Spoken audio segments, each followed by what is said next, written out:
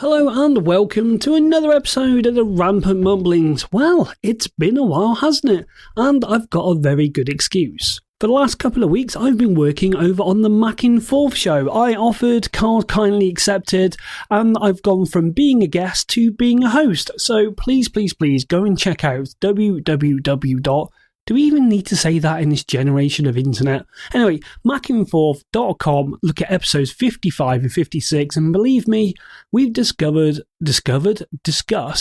quite a wide range of topics. Anything from Apple news, reviews, tech, rumours, Mrs. News Roundup, Guys News Roundup, Worth a Tweet, cycling, cricket, and doorbells. All in a very, very interesting show that honestly is nothing like local radio. So please head over to macinforth.com and check out there. And also, please leave some feedback, because it is always good to hear back from you good listeners out there who've taken the time to download this show, but not only this show, probably many, many other Apple-related podcasts as well. So before we crack on with the main bulk of the show... Good news, everyone!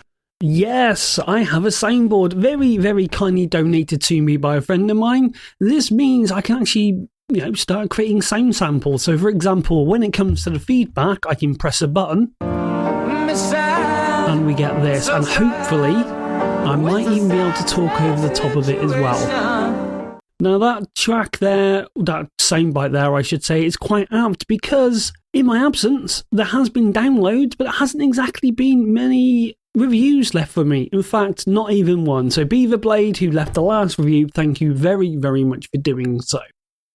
Now, if you've listened to my Rampant Mumblings for any period of time, you know that I get easily frustrated at when technology gets in the way, or when I'm asked to do something stupid. Like, for example, what I had to do last week was fill out a form. Now, so the form gets emailed to me, and the instructions were, can you fill this form in? You'll need to print it out, fill it in by pen, scan it, and email back. And immediately I just went, no, to quote the Gilmont. I mean, why? Why do I have to do it that way? I mean, we live in an age of technology where there's enough free tools on the internet to create a blinking PDF form. So anyway, the form in question came in on Friday. Now, Friday was a pretty damn stressful day as I was getting ready to go to London. And that's going to be the topic of my next podcast about using tech on the road. This was quite an important form because if I didn't fill in this form, I wasn't going to get paid. And it was a P60 PDF form, but none of the form fields are active. So you think, right, I'm going to load up Preview and I'm going to try and edit it in there. No such luck. I could type, or I could create a text box, type a character, put 2 spaces, type another character, put 2 spaces, but to be quite honest with you, that got very boring, very tedious, and just a complete faff within a matter of moments. So I got to thinking, right, how do I get around this? Then I remembered back on a podcast that I appeared on, the Not Another Mac podcast with Kelly Gilmont, who works for Smile Software, and I realised I had a copy of PDFPen for the Mac. And my God, this was a godsend. So all I had to do to go to fill out this form was load up the form, click Tools, click Find Fields or something like that, and within a matter of moments, I had a form that I could fill in online. Not only could I fill it in using my Mac or my iPad or my iPhone, I could also sign it and then email it back. And it was brilliant. It's just a fantastic example of when technology works. The only reason I can think of is that we still do things in this tired, old, antiquated sort of way is because we get locked down in having to perform our job rather than looking at ways to make our job easier.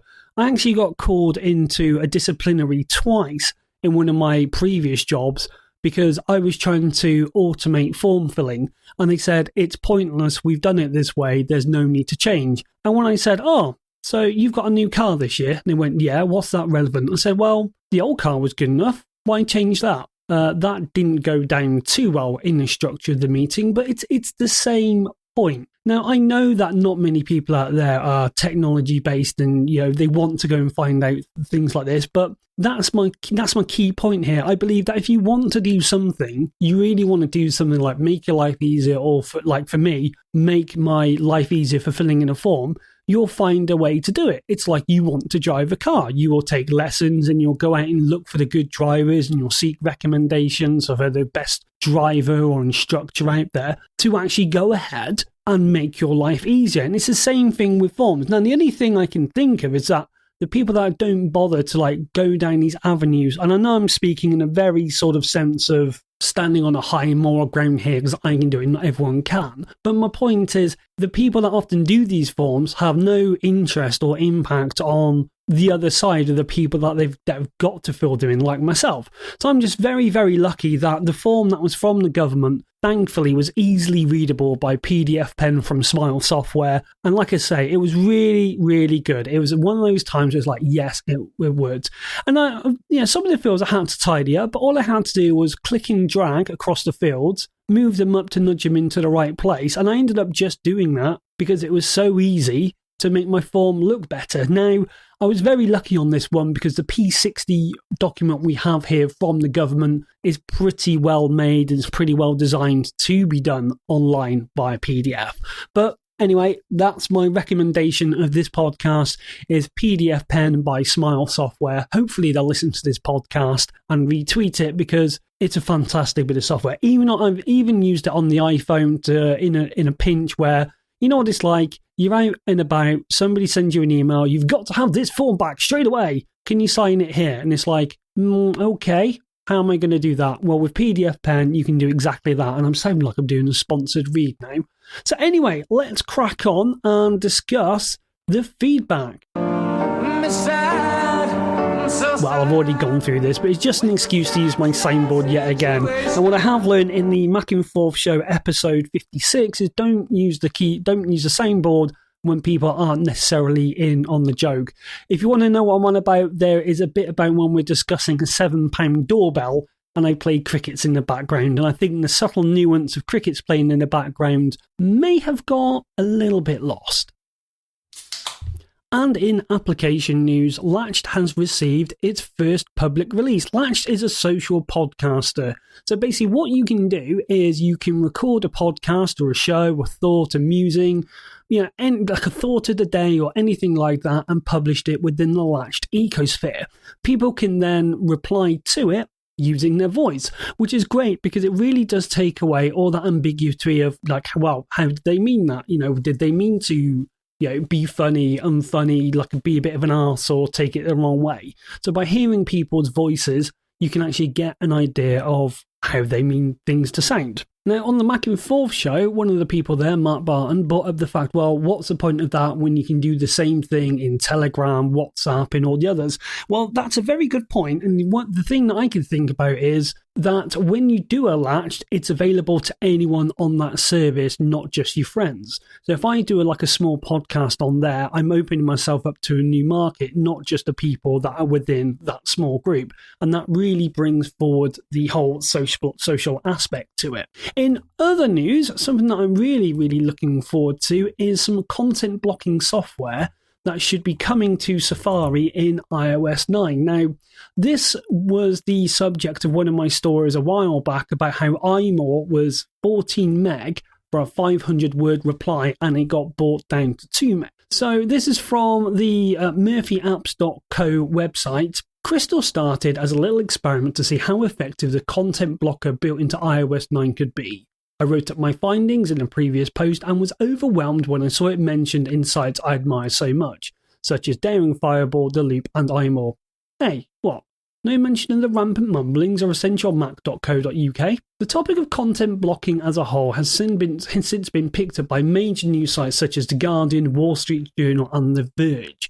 Would it be big-headed of me to think that this was all sparked from my original post? Anyway, after thinking long and hard, I decided to make a content blocker for iOS 9 with the goal of making web browsing on the iPhone and iPad a great experience again by blocking third-party tracking scripts that slow down websites along with giant adverts that take away valuable screen space. This sounds absolutely brilliant and is exactly what we need. Now, I've had this argument and I've had this discussion between being sponsored, being not sponsored. Me, personally, I'm more happy to have a site sponsored than I am to show normal adverts. I personally hate them, but right now they're a necessary evil, and I'm actually looking at doing periods when I'm going to go advert-free, especially when I have a new big new story to do. That sounds completely counterintuitive to what I should be doing, but hey, this is the internet, so give it a try. So if you want to be involved with this, you can see if you're lucky enough to get accepted onto the beta by heading over to murphyapps.co, which is murphyapps.co. Well, I think that about covers it for this episode of the Rampant Mumblings. Again, just a recap, please go and check me out over on the Mac in Forth show, www.macinforth.com, episodes 55 and 56, and subscribe to that show as well, because you know what? It's a damn fine show. As always, you can catch my writings, reviews, ramblings, and everything else on the essentialmac.co.uk website. And you know what? I might even hold a competition. If you could recommend a decent WordPress-based theme for me, then I might be able to chuck some software and a goodie bag your way, because I know the site is looking a little bit old at the moment. I'm also available on the Twitter at OceanSpeed, and of course you can catch this podcast that you're listening to on iTunes, Stitcher, Spreaker, SoundCloud, and now, hopefully after today, YouTube. Yeah, I'm going to give that a go and see what happens. So once again, thank you very, very much for listening. And if you've enjoyed the show, please let other people know. Follow me on the Twitter. And if you can see a way to do it, leave some feedback on iTunes. Thank you very much, and we'll catch you again soon. Probably tomorrow. Cheerio.